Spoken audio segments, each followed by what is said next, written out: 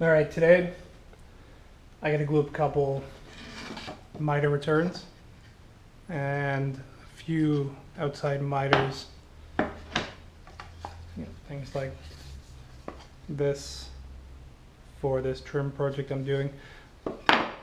I'm working in a medical spa, so I don't really have the ability to cut the trim there, and it's only a small room that I'm building for it. So I opted to do everything in my shop, and it'll make it easier for me to demonstrate how I do my glue ups for miter returns. And make note, this is only for MDF casing and baseboard. If this were solid wood, I would use Titebond or another wood glue, but because it's MDF, I found in my experience at least that 2P10 or CA glue is more than enough to give you a strong bond on a miter. I know people are going to disagree with me on that, but I've gone back to houses I trimmed 4 or 5 years ago when CA glue was first becoming big up here, and I did everything with them, even solid wood, and I had no issues. So I'm sticking with what works with me, and I'm going to show you guys what works for me to do it, and what I do a little bit differently than how everyone else that I've seen shows how to use this product. So I'm going to get right into it. I use, currently I'm using 2P10, but miter bond, 2P10, it's all really the same stuff. Just making sure there's something in there. It's just cyanoacrylate glue, same stuff as like super glue or crazy glue. It's activated by a bunch of different stuff. Moisture in the air sets it off if you don't use any activator. Baking soda will set it off. Whatever chemical they've used in this is also an accelerant for it. It's a pretty versatile thing, and especially for little miter returns it works well. But what I do differently, and I'll show you right now, is I don't spray the activator on the piece initially. So what I'll do is I'll get a fair amount of the CA glue in that joint, you can see there, and then I'll carefully, this is an awkward angle for me, attach my little return.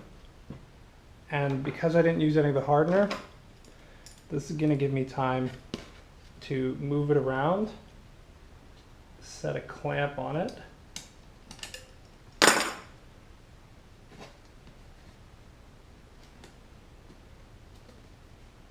get my fingers stuck in it a little bit, and then actually, I guess I'll use my shirt because there's no rags here.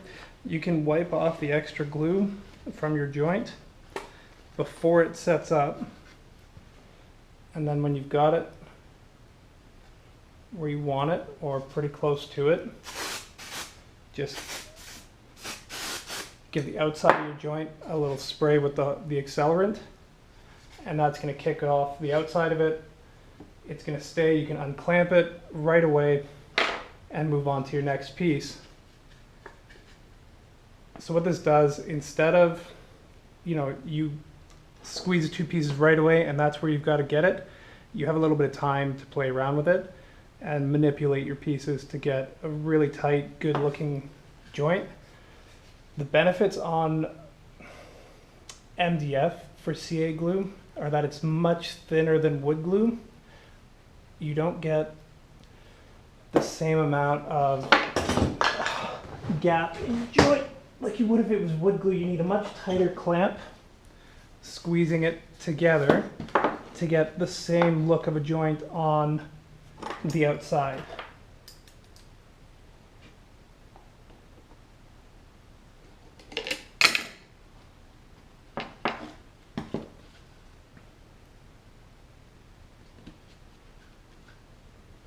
Right, and so if you had sprayed accelerant inside of that, there's no way that you have any time to move it around. Add a second clamp. It just gives you a little bit more versatility in the glue, and I mean, that's a pretty good joint right there. I'll burnish it a little bit, like just rub the edge to clean it up before I do anything else. Like paint afterwards, but